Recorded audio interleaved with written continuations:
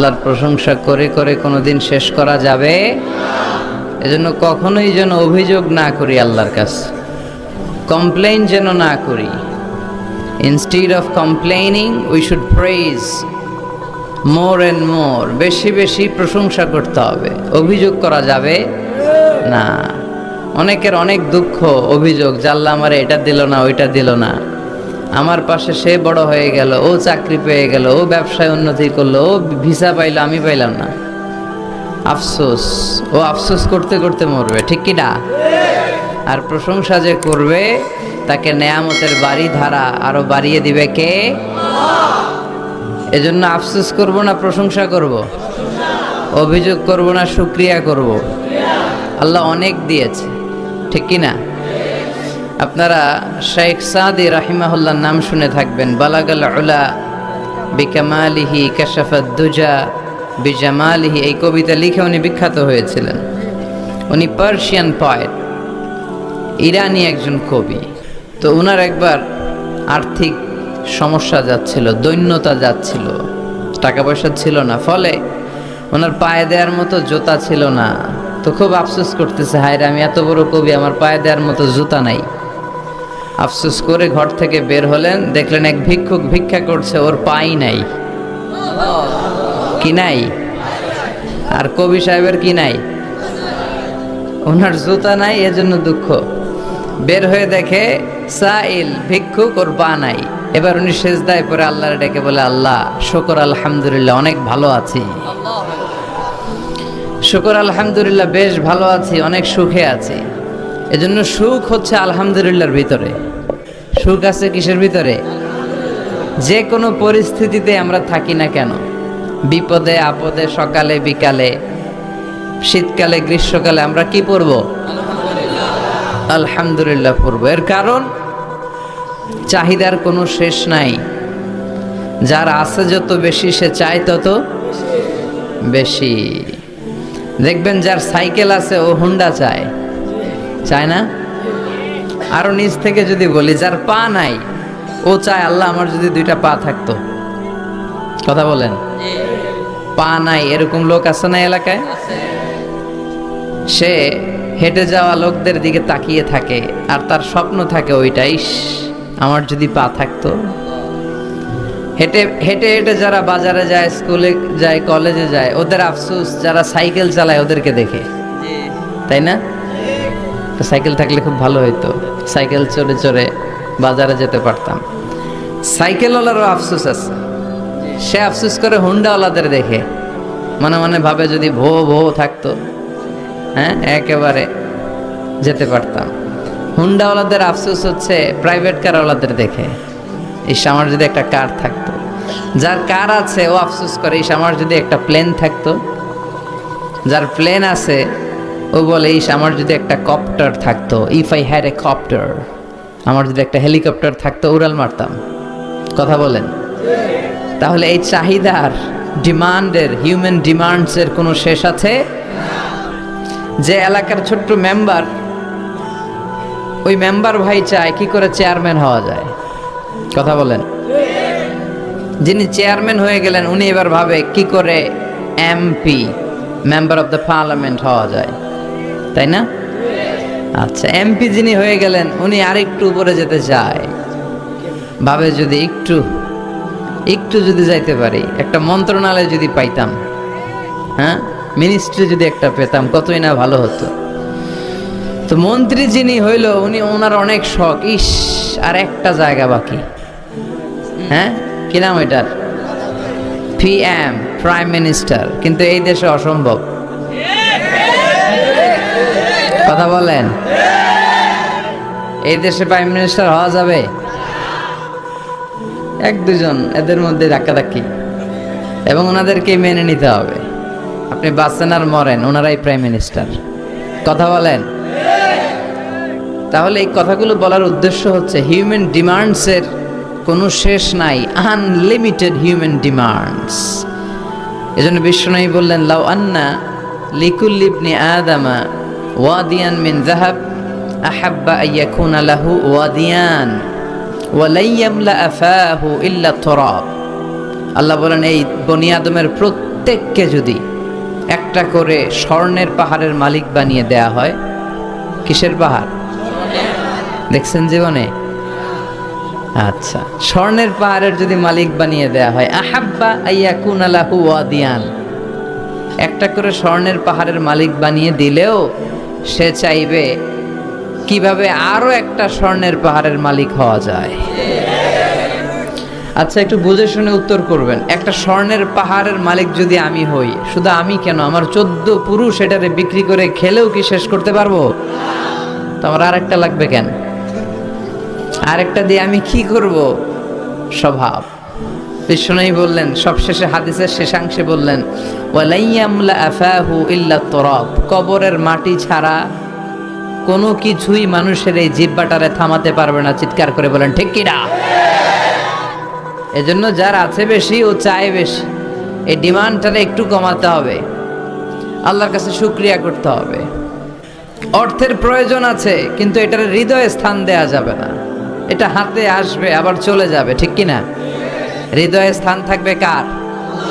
যাদের হৃদয়ে আছে আল্লাহর ভয়, তারা কভু পথ ভুলে যায় না। আল্লাহর প্রেম ছাড়া এই দুনিয়ায় কারো কাছে কোনো কিছু চায় না, ঠিক কি না? মুমিনের হৃদয়ে দরদ ভালোবাসা থাকবে একজনের জন্য। চিল্লায় বলেন তো তিনি কে? এজন্য আমরা যেন শুকরিয়া করি, আমরা যেন অভিযোগ না করি। দেখেন, আমরা যদি জিজ্ঞেস করি, ভাই আপনি কি চান, কি লাগবে আপনার, কার কি লাগবে, একজন বলবে আমি এটা চাই, আমার এটা নাই, আমি ওইটা চাই, ওইটা চাই, কত কিছু লাগবে আমাদের। কিন্তু ঠিক এই মুহূর্তে যে লোকটা হসপিটালের বেডে শুয়ে আছে, ক্যান্সারে আক্রান্ত, ক্যান্সার যার নেই কোনো অ্যান্সার, ওরে যদি জিজ্ঞেস করেন, ও বলবে আমার কিচ্ছু লাগবে না, আমি শুধু বাঁচতে চাই। ও কি চায়? আর আমরা অনেক কিছু চাই। এজন্য আমরা শুকরিয়া করব বেশি বেশি। শুকরিয়া করলে বাড়িয়ে দেয় কে?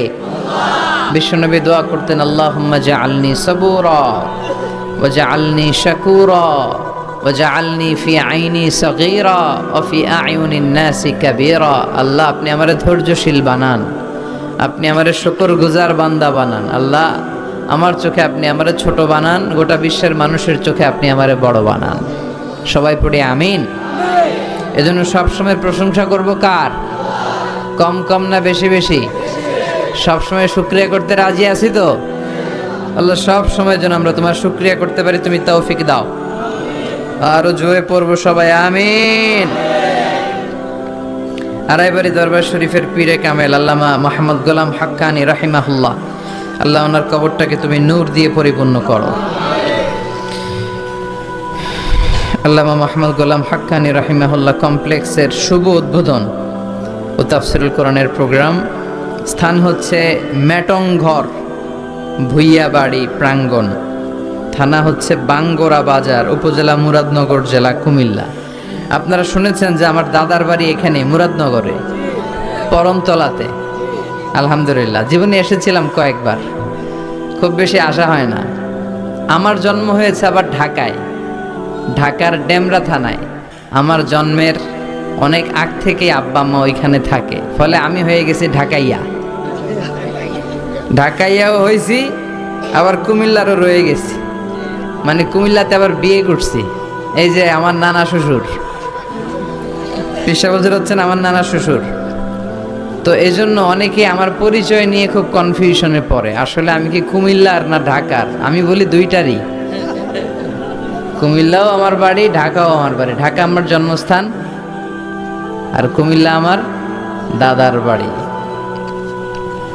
আজকের এই প্রোগ্রামের সভাপতি হচ্ছেন আল্লামা মোহাম্মদ গোলাম সারোয়ার সাইদি, পীর সাহেব আড়াইবাড়ি দরবার শরীফ ও অধ্যক্ষ আড়াইবাড়ি ইসলামিয়া সাইদিয়া কামিল মাদ্রাসা। আমার মাথার তাজ, মুহতারামি ওয়া মুকাররামি, আমার প্রিয় নানা ভাই, চমৎকার কথা বলছিলেন, খুব গুছিয়ে কথা বলেন, অল্প কথা বলেন, বেশি বলেন না, কিন্তু যেখানে বলা দরকার ওইটাই বলেন, যা বলা দরকার তাই বলেন, ঠিক কিনা? পীর হতে হলে এমন পীর হওয়া দরকার। অনেক পীরের নাম আমরা জানি, কাউকে ছোট করে কটাক্ষ করে বলছি না। আপনি আমার নানা ভাইয়ের কথা শুনলে দেখবেন যে গতানুগতিক যে পিরালি, এই পিরালি উনি করে না। কোরআন সুন্নাহকে আধুনিকভাবে মানুষের কাছে পৌঁছে দিতে চায়, জোর করে কাউরে মুরিদ বানাতে চায় না।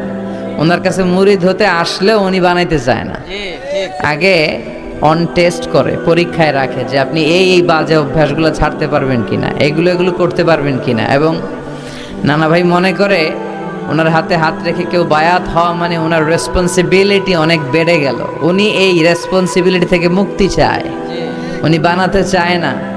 তো এইরকম পীর থাকার দরকার আছে না নাই, যিনি আল্লাহর ভয়ে সব সময় তটস্থ থাকে। আল্লাহ তুমি আমার নানা ভাইকে ইসলামের জন্য কবুল করো, কোরআনের জন্য কবুল করো, নেক হায়াত দারাজ করো।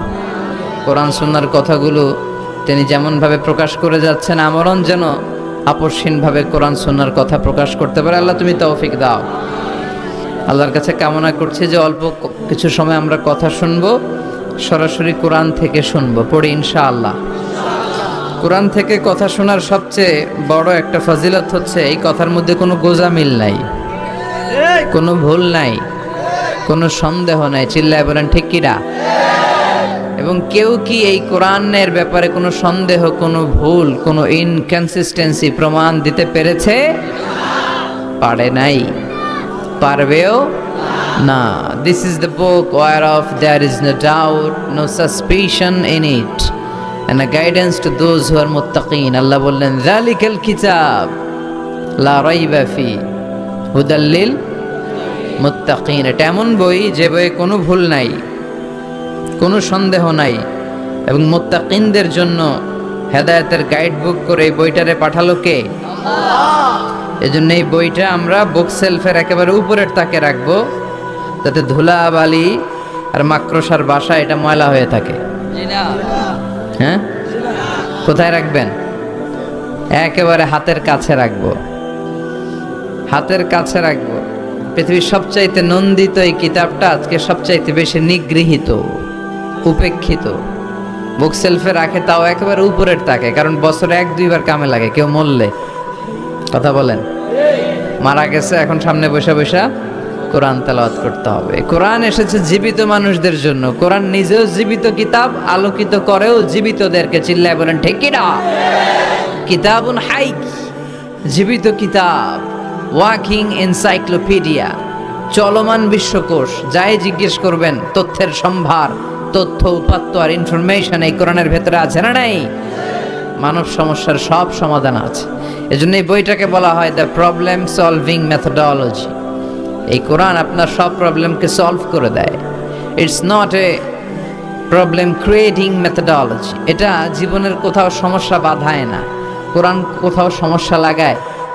কথা বলেন, জট লাগায় নাকি জট খুলে দেয়? আলহামদুলিল্লাহ পড়েন। এজন্য কোরআনের সাথে যেন আমরা সম্পর্ক বাড়াই। We should increase the attachment with the holy book Quran. যতই সম্পর্ক বাড়াবেন আপনার মর্যাদা বাড়াবে কে? সম্মানিত ভাইরা, খেয়াল করে বুঝবেন, সাইয়েদনা জিবরিল আলাইহিস সালাম এই কোরআন নিয়ে পৃথিবীতে এসেছিল, তাই তিনি হয়েছেন শ্রেষ্ঠতম ফেরেশতা। রমাদান আল মুবারকে আল্লাহ তাআলা এই কোরআনকে নাজিল করেছে, তাই রমাদান হয়েছে শ্রেষ্ঠতম মাস। বিশ্ব নবীর উপর আল্লাহ তাআলা এই কোরআন নাজিল করেছেন, তাই তিনি হয়েছেন বিশ্ব নবী।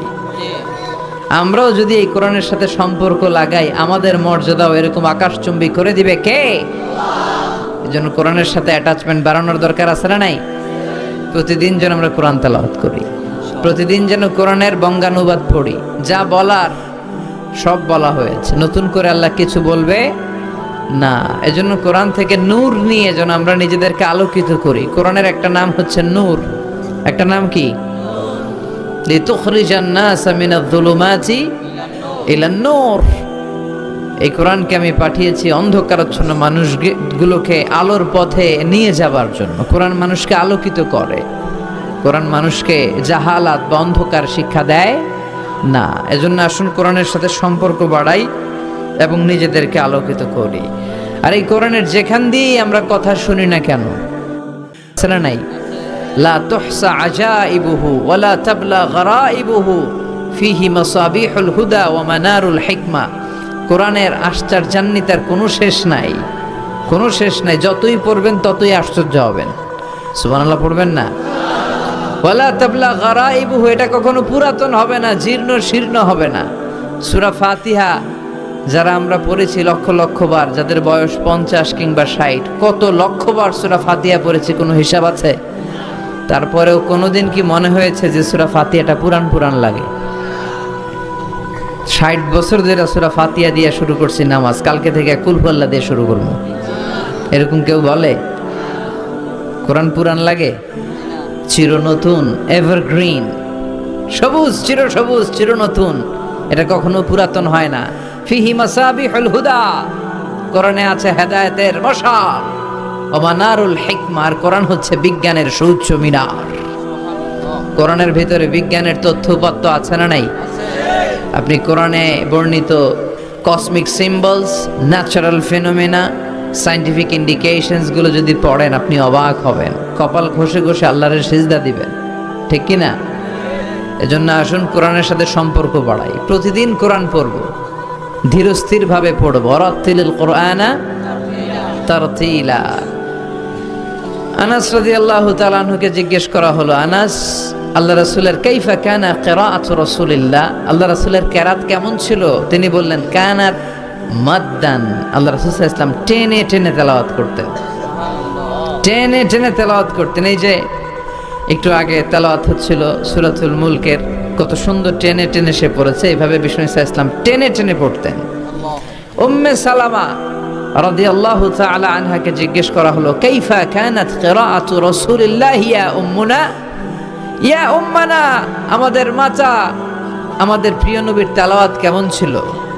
উম্মে সালামা বললেন, কানা রাসূলুল্লাহ ইউকাত্তিউ বাইনা কিরাআতিহি আয়াতান আয়া, আল্লাহ রাসূল সাল্লাল্লাহু আলাইহি ওয়াসাল্লাম এক আয়াত এক আয়াত করে থেমে থেমে কোরআন তেলাওয়াত করতেন। পড়েন সুবহানাল্লাহ।